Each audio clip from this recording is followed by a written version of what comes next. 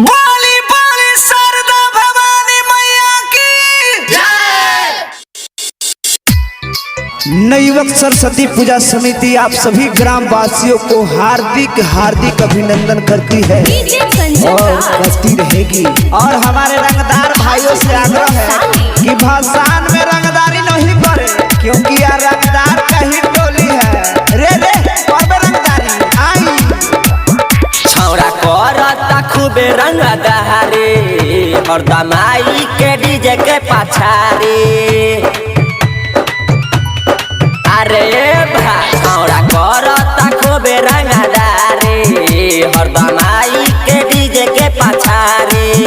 खूबे करे बकवास अब न होई बारादास, खूबे करे बकवास अब न होई बारादास। जबन होई करानामा प्रचार हो जाए, अब से कुछ बोली तमार हो जाए। देखे दो लाठी से फरार हो जाए, अब से कुछ बोली तमार हो जाए। देखे दो लाठी से फरार हो जाए।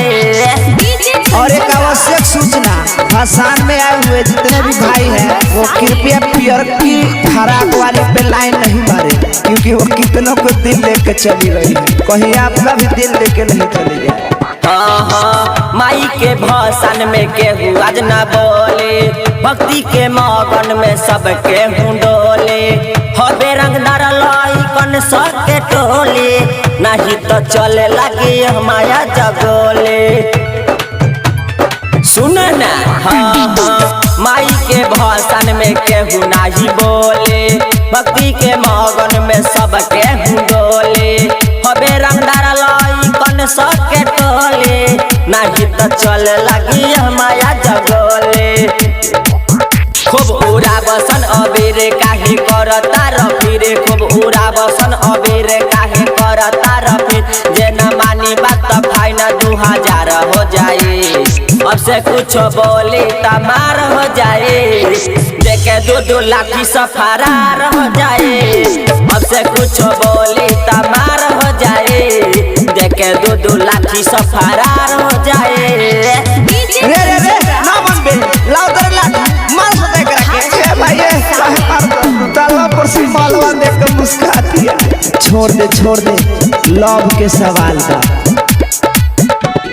हाँ, सूरज निराला के गाना बजाई के, नाचसन के साथ कमर लचकाई के, रसन नसीला के संग में बोलाई के, मिठुआ भोला के बीच में जाई के।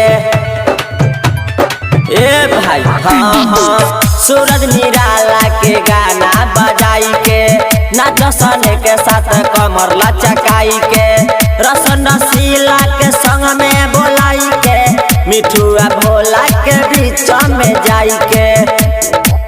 बातें कहता राकेश मानी लाना तू विशेष, बातें कहता राकेश मानी लाना तू विशेष। होते सुबाया काबार में समाचार हो जाए, अब से कुछ बोली तमार हो जाए।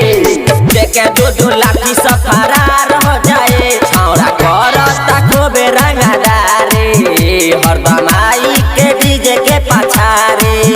खूबे करे बकवास अब न होई बारादास, खूबे करे बकवास अब न होई बारादास। जबन होई करानामा प्रचार हो जाए, अब से कुछ बोली तमार हो जाए। देखे दो लाठी से फरार हो जाए, अब से कुछ बोली तमार हो जाए। देखे दो लाठी से फरार